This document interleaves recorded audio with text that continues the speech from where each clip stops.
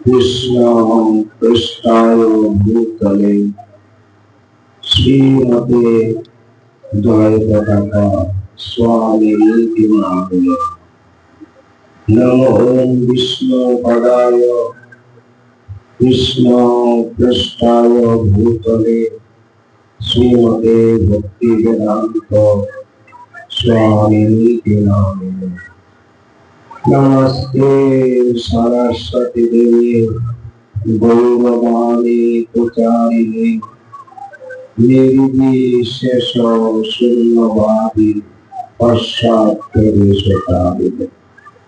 लीलाचल विनाशाय नित्याय परमात्मने बलभद्र सुभद्राभ्यां जगन्नाथाय नमः।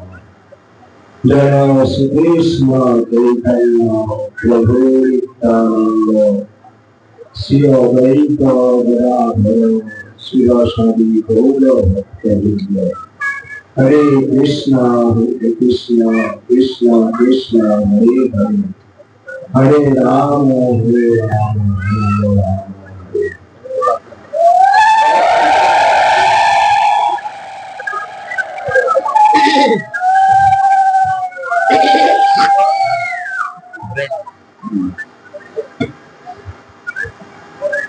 हरे कृष्ण सफाई স্থল প্রচার সেন্টার কর্তৃক জগন্নাথ দেবের রত্নাকরেশ্বর উপলক্ষে চাচ্ছেন আমাদের রাজশাহী বিভাগের যুগ্ম সম্পাদক আমাদের পার্থকেশ রাজন চরিত্র। আসলে আপনারা সবাই আমাদের ফ্রিতে আছেন,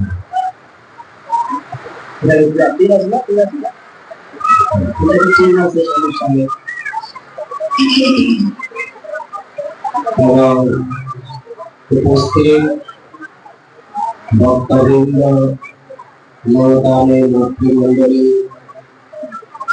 সকলের চিত্তরণ কমলে ভক্তিপূর্ণ প্রণাম জ্ঞাপন করছি। আপনি জানেন ভগবান শ্রীকৃষ্ণ হচ্ছেন জগন্নাথ, তিনি মহাপ্রভু। বাসুদেব ভোগ বলেছেন যেই কৃষ্ণ সেই গৌর সেই জগন্নাথ। যেই কৃষ্ণ তিনি গৌর তিনি জগন্নাথ। ভগবান শ্রীকৃষ্ণ তিনি কংসের কারাগারে আবদ্ধ হয়েছিলেন। তিনি বৃন্দাবনে ব্রজে দেখেন ব্রজ গোপিকারা থাকতেন, সেখানে নন্দাবনে তিনি সেখানে বড় হয়েছেন। এই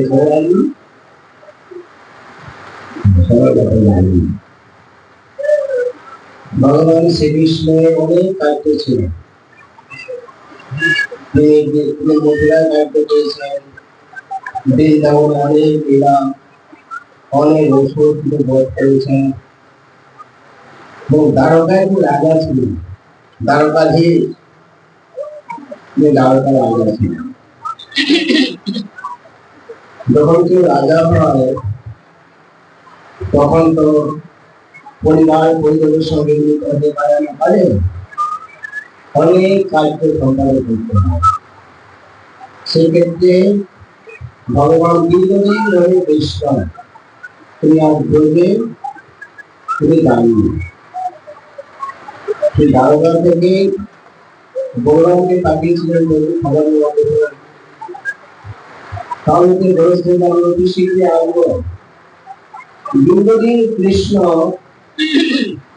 ব্রজে প্রত্যাবর্তন করলেন। যিনি ভগবান শ্রীকৃষ্ণ ব্রজে লালিত হয়েছেন, পালিত হয়েছেন, ব্রজবাসীদের সঙ্গে মিলিত হওয়ার জন্য ভগবান তীব্র বাসনা জেগেছিল। রাজ কার্যে অন্যান্য কার্যে মিলিত হতে পারছেন না।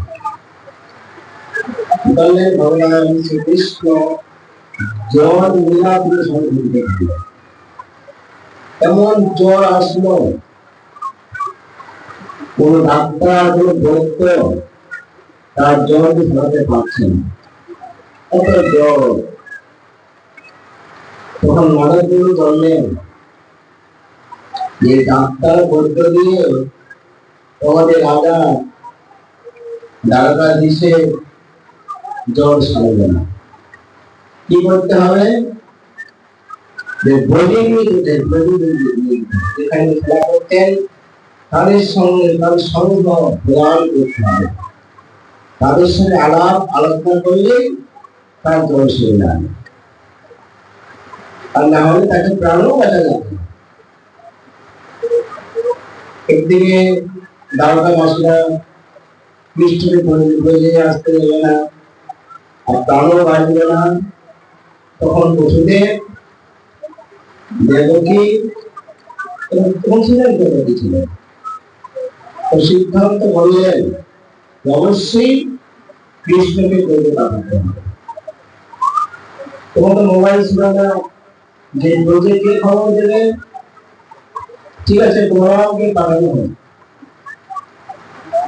বলরাম আমি জানি প্রতিবাসীর খবর দিলে কৃষ্ণ চলে আসছে, সে অসুস্থ, তার সেবা চিন্তা করতে হবে, খবর দিতে হবে। যদি রাজা সাধারণ ব্যক্তি তো নয়, চলে যাবে। বলরাম বলে তুমি আগে বুঝলাম। বলরাম বললেন দেখুন আমি ব্রজে যাব না। কেন? আমি আগেই বলেছিলাম ব্রজে গিয়ে কৃষ্ণ আসবে, কৃষ্ণ আমার কথা রাখে, সে রাস্তায় ব্যস্ত।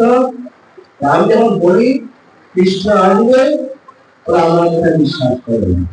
বুঝতে পারছেন? ওরা আমার কথা বিশ্বাস করবে না, আমার যাওয়ার না যাওয়াটা সবারই ব্যাপার। বলরাম সাপ প্রদান করে দিলেন। সুভদ্রা দেবী যেহেতু তার জ্যেষ্ঠ ভ্রাতা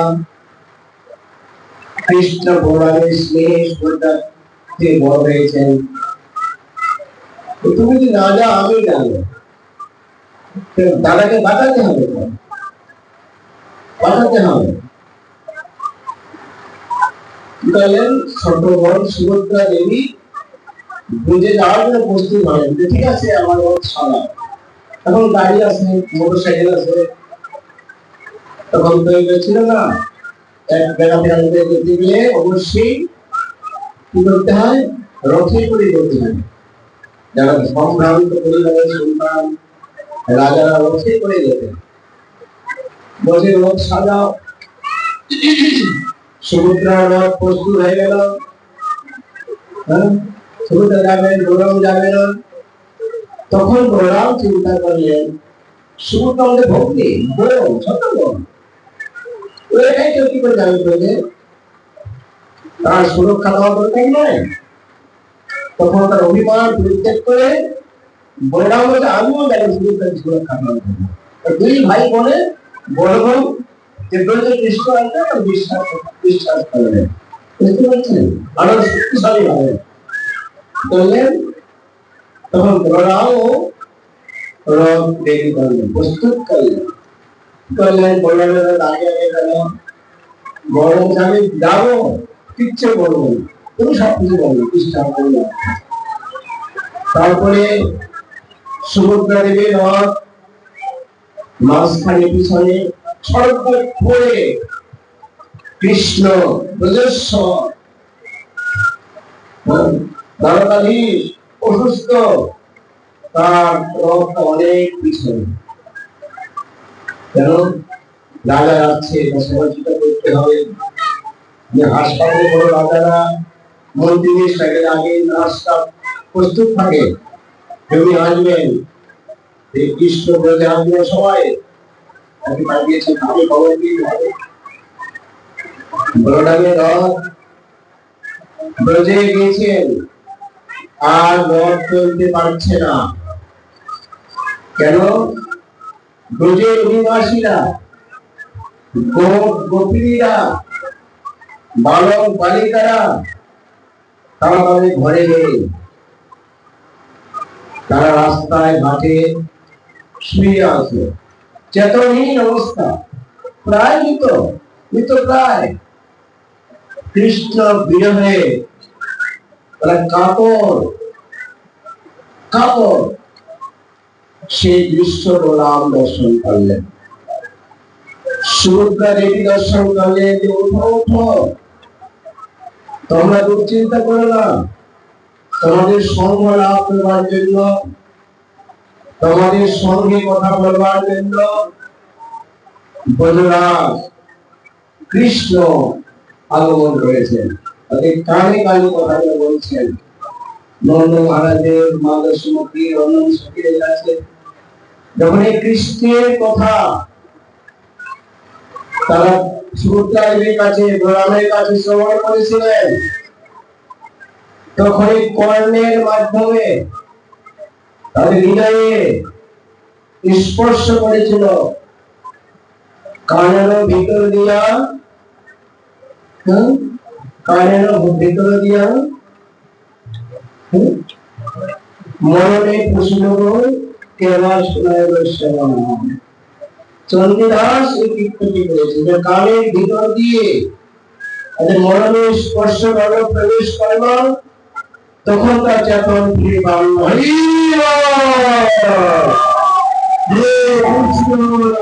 কৃষ্ণ কৃষ্ণ কৃষ্ণ হরে হরে, হরে রাম রাম রাম হরে হরে। তাহলে মনে কৃষ্ণ আসছে।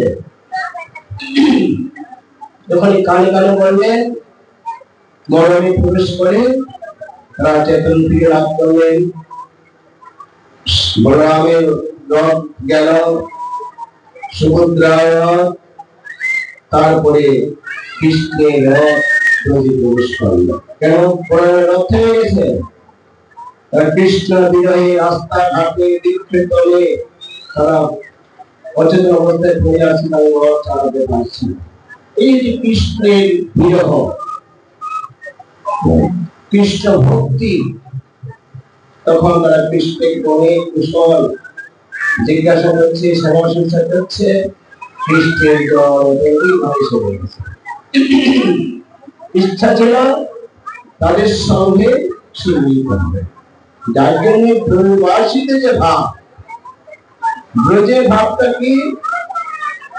ব্রজের ভাব হচ্ছে কৃষ্ণ আমাদের। ব্রজের ভাবটা কি? কৃষ্ণ আমাদের কৃষ্ণ। আর দ্বারকার ভাবটা কি? আমরা কৃষ্ণের।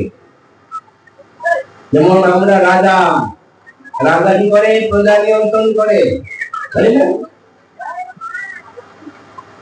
সবাই রাজা। আর রাজার আত্মীয়রা কি বলে? রাজা আমাদের। তাদের ভাবটা হচ্ছে কৃষ্ণ আমাদের। দেখেছেন এইখানে পার্থক্য, ব্রজের ভক্তদের ভাব আর দ্বারকার ভক্তদের ভাব। দ্বারকা বলছে কি আমরা কৃষ্ণের, তিনি আমাদের পালক, আমরা তার পালক। আর ব্রজের ভাব হচ্ছে কৃষ্ণ আমাদের। তাই ভগবান শ্রীকৃষ্ণ বলেছেন ন পারে অহম, ন পারে অহম, ন পারে অহম। আমি ব্রজ ভাবকে ভুলতে পারবো না। কৃষ্ণ আমাদের, এই হচ্ছে ব্রজের ভাব। তার জন্যই যে গৌর শ্রী কৃষ্ণ, সেই জগন্নাথ দেব হচ্ছেন ভক্ত বৎসল, কৃপাময়। তার চোখগুলো অনেক বড়। কেন? ভক্তের জন্য, ভক্তের ভক্তি কথা, ভক্তের সেবা শ্রবণ করে করে ভগবান এই রূপকে ধারণ করেছেন। হাত পা চোখ সংকুচিত হয়েছিল, বুঝতে পারছেন? ভক্তের বিরহে যে পরিপূর্ণতা, শ্রী জগন্নাথ বলদেব সুভদ্রা। আমরা কৃষ্ণ বিরহে থাকি, ভগবান ভক্তের বিরহ অনুভব করে যে ধারণায় সন্তুষ্ট নয়, ব্রজবাসীর কাছে মিলিত হওয়ার জন্য তিনি অসুস্থ লীলা করেছিলেন। যার জন্য কি করেছিল, এই 15 দিন পূর্বে জ্যৈষ্ঠ মাসের শুক্লপক্ষের পূর্ণিমা তিথিতে ভগবান স্নান করেছিলেন। চারু যাত্রার মহোৎসব এবং গ্রাম্য শিশুরা নতুন জলে আষাঢ় মাসে জলে পুকুরে ডোবায় স্নান করে ওই অনেকক্ষণ থাকে, সব ভুলে যায়, মা আমরা তাকে ধরে করে নিয়ে আসে। আবার জলের সর্দিতে আক্রান্ত হয়, আমি জলের সর্দিতে আক্রান্ত হয়েছি। ভগবানের স্নান করে তিনি আক্রান্ত হয়েছে 15 দিন অদর্শন, তাকে কেউ বাইরে দেখলে দর্শন করতে পারবে না। তার নিকটতম সেবকেরা তার সেবা করে, দয়িতা তারা নিচু বর্ণ সমাজে করা হয়, তারা ভগবান জগন্নাথের সেবা সম্পাদন করেন। এইভাবে ভগবানের যে লীলা, অনেক লীলা জগন্নাথে, কয়েকটা লীলা বলবো, অনেক লীলা সত্য যুগ থেকে এই লীলাটা আসছে। একটা যুগ সত্য, ত্রেতা, দাপর, কলি, 4 যুগ থেকে জগন্নাথের লীলা আছে। বিভিন্ন গল্প তার লীলা বিরাজ আছে। যেমন জগন্নাথ দেব জগতের নাথ, তার চোখ অপলক, আমাদের চোখে পলক আছে। ব্রজবাসীরা ব্রহ্মাকে বলেছেন যে দেখিবে কৃষ্ণ নাম তারে পর বিনয়ন, বিনিহয়া হেন অবিচার, মোর যদি বল ধর কোটি আঁখি তারে কর, তবে জানি তন্ত্র সৃষ্টি তোমার। ব্রহ্মা হে ব্রহ্ম, হে বিধাতা, কৃষ্ণের মাধুর্য দর্শন করলে, তুমি তার 2টি নয়ন দান করলে,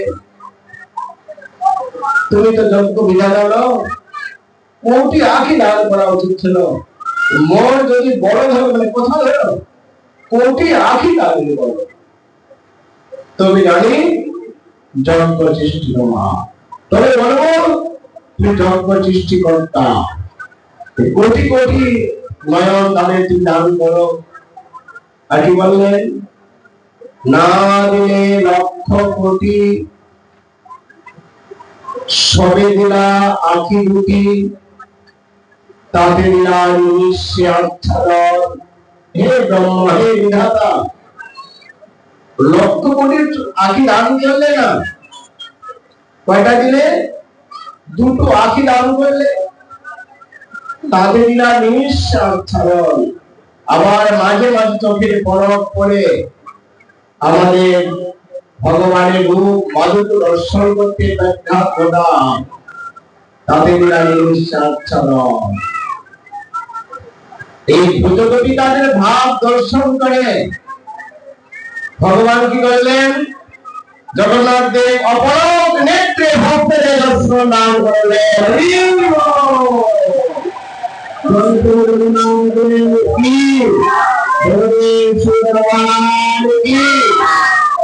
যেখানে ভক্ত বললেন তাদের দিলা নিমিষে আচ্ছাদন, আমাদের নিমিষে নিমিষে চোখে পলক পড়ে যায়, আমাদের ভগবানকে দেখতে আমাদের ব্যাখ্যা ঘটায়।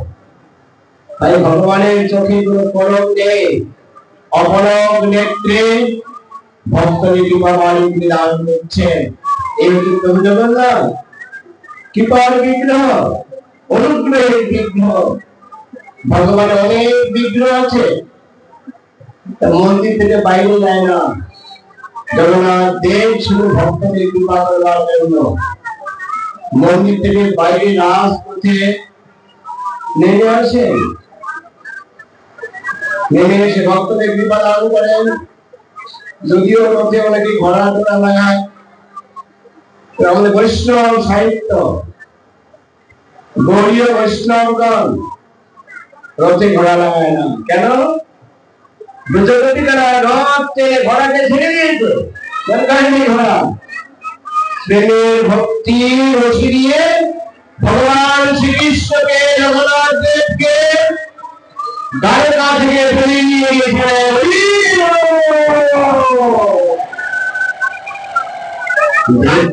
কৃষ্ণ তত্ত্ব তথ্য অপরিসীম, সীমা দিয়ে নির্ণয় করা যায় না, অল্প পরিসরে ব্যাখ্যা করা খুব মুশকিল আছে।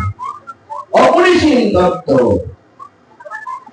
এখানে ঘোড়ার দরকার নেই, ঘোড়াকে ছেড়ে দিয়ে কেন? কৃষ্ণ আমাদের, আমরা কৃষ্ণের না, আমাদের কৃষ্ণ, তিনি আমাদের পালন, আমরা তাদের পালন।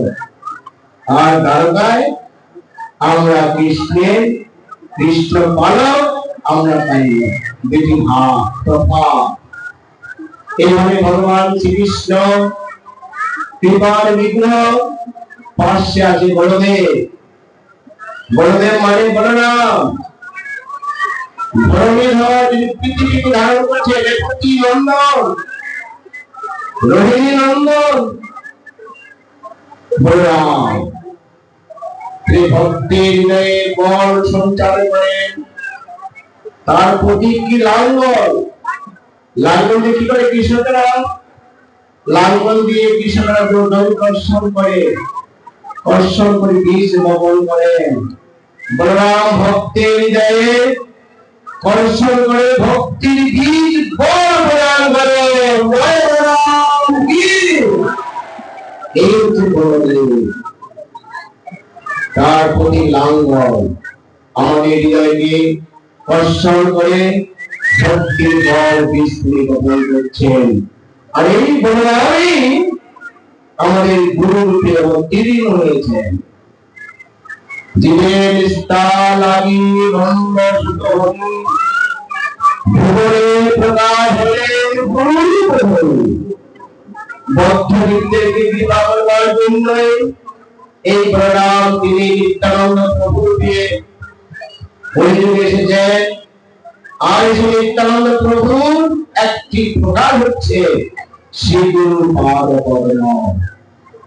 যস্যে দেবে পরাভক্তি যথা দেবে তথা গুরু, তস্যৈ তে কবিতা ইচ্ছা প্রকাশন্তে মহাত্মনে। যে ব্যক্তি সেই শ্রী গুরুদেবের প্রতি অবিচলিত ভক্তি স্থাপন করেছেন, তার হৃদয়ে সমস্ত বৈদিক জ্ঞান আপনা আপনি প্রকাশিত হয়েছে, প্রকাশিত হয়েছে সে মহাত্মা হৃদয়ে। এইভাবে ভগবানের লীলা, ভগবানের তত্ত্ব তথ্য অপরিসীম, স্বল্প পরিসরে বোঝা খুব মুশকিল। এই বলদেব যিনি আমাদের বল সঞ্চার করেন। এই পৃথিবীতে অনেকেই বলবান হতে চায়, শক্তি লাগাতে চায়, কিন্তু শক্তি বল দেহের সঙ্গে বিরাজ হয়ে যায়, সেই বল থাকে থাকে না। আর আমাদের বলরাম যেই শক্তি, যে বল দান করেন, দেহের সঙ্গে বিনাশ হবে না, আত্মার সঙ্গে যুক্ত হয়ে যাবে। নিত্য অনিত্য শক্তি নয়, নিত্য শক্তি। চক্ষু ধরো ধীরে রঙে রঙে প্রভু সে, দিব্য গান দিলে প্রকাশিত। যাতে বলরামকে আদি গুরু তত্ত্ব বলা হয়। এই বলরামই আমাদের প্রমাণ করবে বিরাজ করছেন। এই বলরাম অন্তর্যামী রূপে, চৈত্র গুরু রূপে আমাদের শিক্ষা দান করছেন।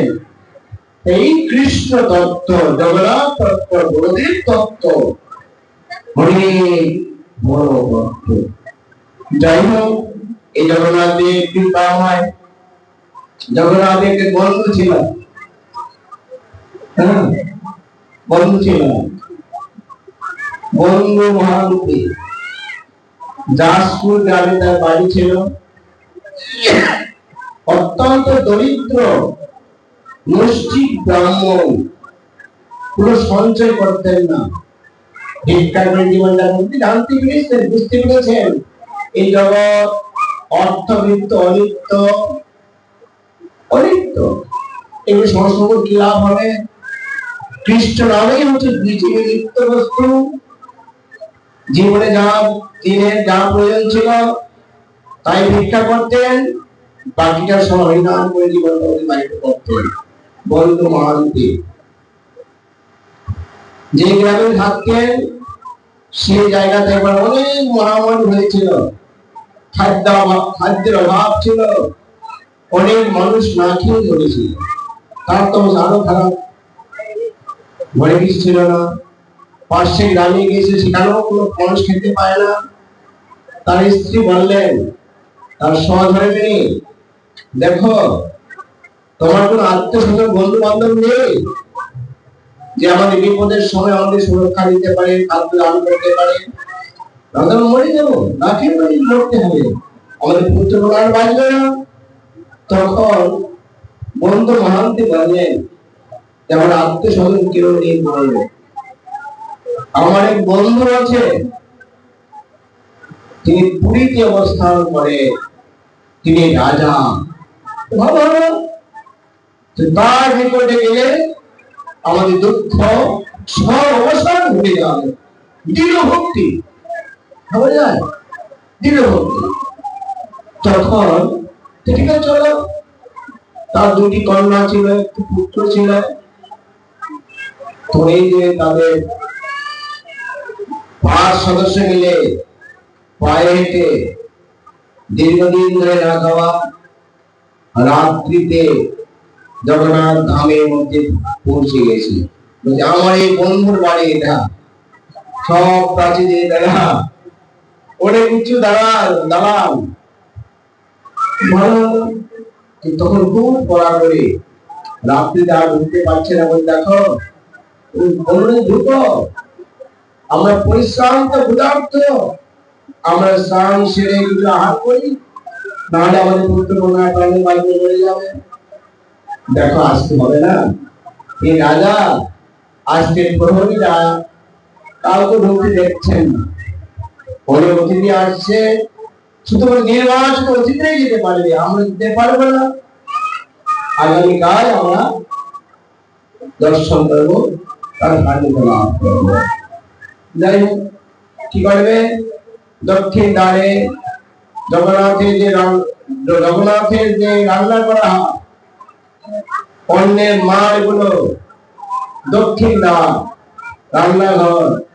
হিন্দু শাস্ত্রে, সনাতন শাস্ত্রে রান্নাঘরকে দক্ষিণ দিকে করতে হয়, অগ্নিকল বলা হয়। এখন তাকে বালপিস করে না।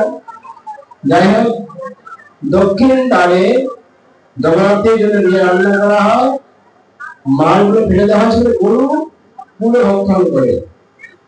সেই বন্ধু মহান কি করলেন, ওই ট্রেনের এই মালগুলো ভাঙা পাত্রে নিয়ে ধুয়ে বোতলে পান করো, আহার করো, আগামীকাল আমরা আমাদের বন্ধুর সাথে সাক্ষাৎ লাভ করবো। ঠিক আছে, তার স্ত্রী মেনে নিলেন। ছেলেটা কান্নাকাটি করছে, আমরা প্রাণে বাঁচবো না, আমরা মরে যাবো, আমাদের আহারের ব্যবস্থা করো। ছেলে খেয়ে ঘুমিয়ে গেছে, ছোট জায়গায় ছিল, খোলা আকাশে। বন্ধু মহান্তি বলছে, জগন্নাথ, হে জগবন্ধু, হে আমার জগতের নাথ, আমাদের প্রতি করুণা করে দেব। আমার ছেলে মেয়েরা অনাহারে আসে, তোমার করুণা ছাড়া প্রাণী একটাও বাঁচবে না, বললাম আপনি করুণা করো, আপনি করুণা করো। এভাবে তিনি ভগবান জগন্নাথের কাছে আত্মনাদ করছেন, প্রার্থনা করছেন। তখন জগন্নাথের স্বয়ং পক্ষে ছাড়া নিয়েছেন। প্রভু জগন্নাথ আর ভক্তের প্রার্থনা সত্য করতে পারেনি। নিজ মন্দির থেকে উঠিয়ে কি ভোগ মন্দিরে ঢুকে পড়েছেন, যে প্লেটে থালায় আহার করেন স্বর্ণ ধারা, সেই থালাতে অন্ন সবজি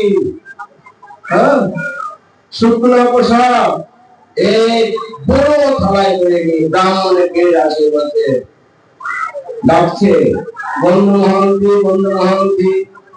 আমাকে কে চিনবে এখানে? কিরকম নেই, আমার অন্য নাম আছে না, না দাদিস করে বন্ধু মহান্তি। তো বুঝতে পারলেন, তোমরা না খেয়ে আসো, এই তোমরা তোমাদের আহার নিয়ে আছি, তোমরা আহার করো। তারপরে বন্ধু মহান্তি কি করলেন, তিনি সেই ছেলে মেয়েদের গাড়িয়ে তুললেন। জগন্নাথ দেবের প্রসাদ দীর্ঘদিন ধরে নাকি দেখানো প্রসাদ পেয়ে অত্যন্ত পরিতৃপ্ত হয়ে আবার দেখছেন সে ব্রাহ্মণ তার নেই, খাবারটা নেবে নেই। তিনি কাপড়ে ধুতি পুতুল আঁচল দিয়ে বেঁধে গেছেন, সবাই ঘুমে গেছেন। ঘুমে গেছেন, পর দিবসে মানে পরের দিন পুরোহিতরা দরজা করেছে, ভগবতী গিয়েছে, দেখছেন প্রভু জগন্নাথের থালাটা নেই। কিন্তু আগের দিনে মানে শুকিয়ে গেছে। পুলিশরা সমস্ত পুরোহিতদেরকে বন্দী করেছে, যারা নিশ্চয় নিয়েছে, কে যাবে এখানে? নিশ্চয় পুরোহিতদের কাজ আছে। রাজা শুনতে পারলেন, কিছু লোক বলে না না, দক্ষিণ দ্বারে একটি পরিবার দরিদ্র মানুষ শুয়ে আছে, ওদের কাছে স্বর্ণের প্লেটটা ঝলঝল করছে, সূর্য আলো করেছে, তারপর ওকে পাকড়া। পুলিশ ধরে ফেলেছে, উত্তম মধ্যম যাওয়া দরকার। দেখো আমার স্বামী নিতান্তই একদম দরিদ্র, শুদ্ধ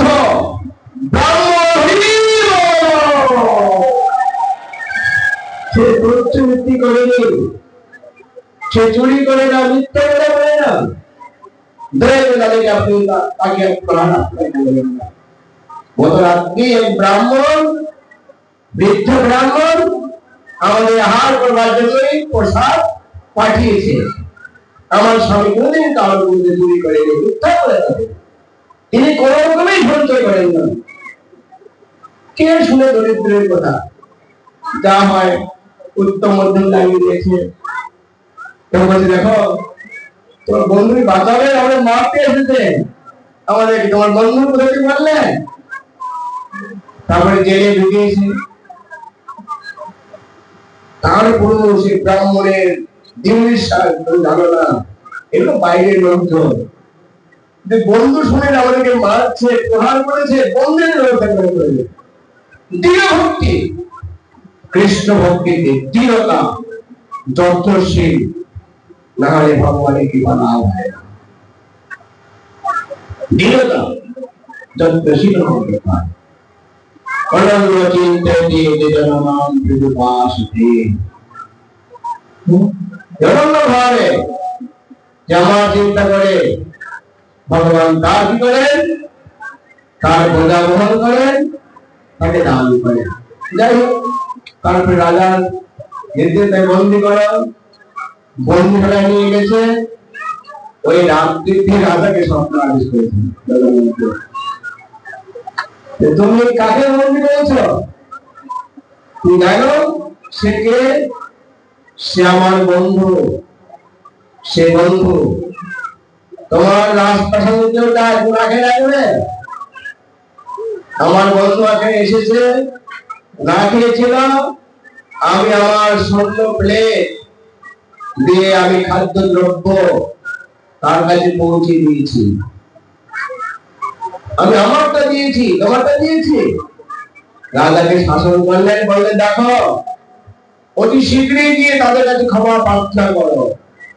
রাজাকে নির্দেশ দিলেন, তাদের পুরীতে থাকবার খাওয়ার ব্যবস্থাপনা করো, এটা তোমার প্রতি আমার নির্দেশ। জগন্নাথ দেব তখন নির্দেশ করলেন, রাজা স্বপ্ন ভঙ্গ হলো। রাত্রির মধ্যে তাদের কারাবন্দী যারা ছিলেন পরিবারে, ব্রাহ্মণ ব্রাহ্মণীরা সন্তান, মুক্ত করে ক্ষমা প্রার্থনা করলেন, তাদের জগন্নাথ পুরীতে থাকবার ব্যবস্থা সারা জীবন আপনি এখানে প্রসাদ পাবেন। এই হচ্ছে ভগবানের ব্যবস্থাপনা।